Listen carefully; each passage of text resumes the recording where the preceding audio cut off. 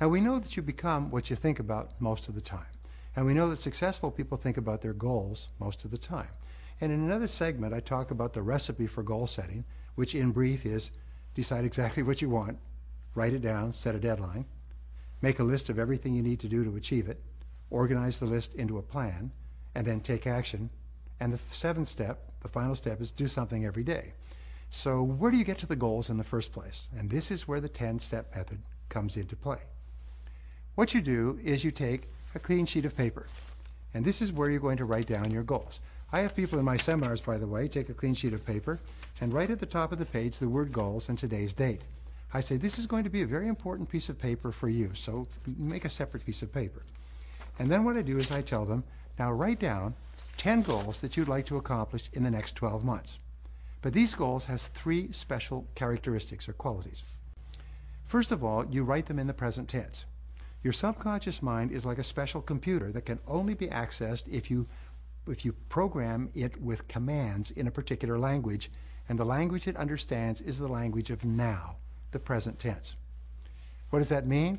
You don't say, I will earn such and such an amount. You say, I earn this amount of money by such and such a date. I weigh this number of pounds by such and such a date.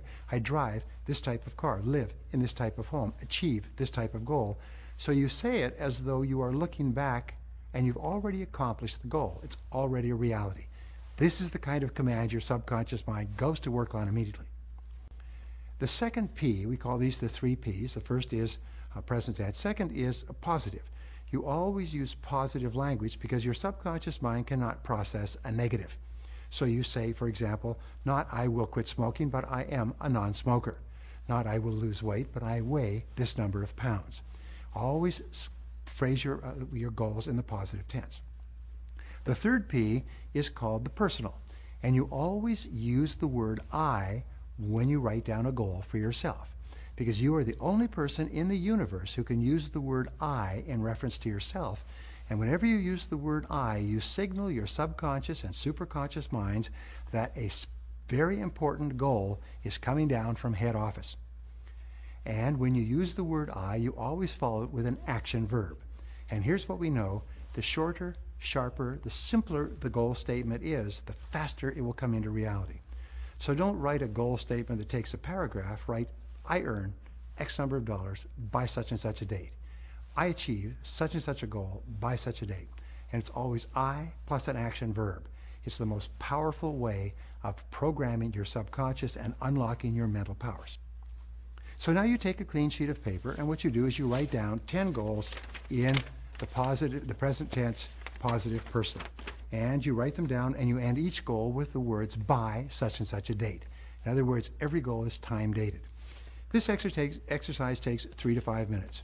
In my seminars, I have everybody go through this, and I wait until everyone is done. Once you've completed this exercise, something marvelous has happened. You've moved into the top 3% of adults in our society, because only the top 3% of adults have ever written down their goals like this, 10 goals in the present tense, positive personal sense in their lives. Now, I have some more good news for you, is that when you write down your goals, if all you did was take your list of goals and put it away somewhere where you wouldn't see it for an entire year, when you pulled that list out at the end of 12 months, you'll be absolutely amazed. You'll be both happy and sad. You'll be happy because when you open this up, 8 of your 10 goals will have been accomplished in the most remarkable ways.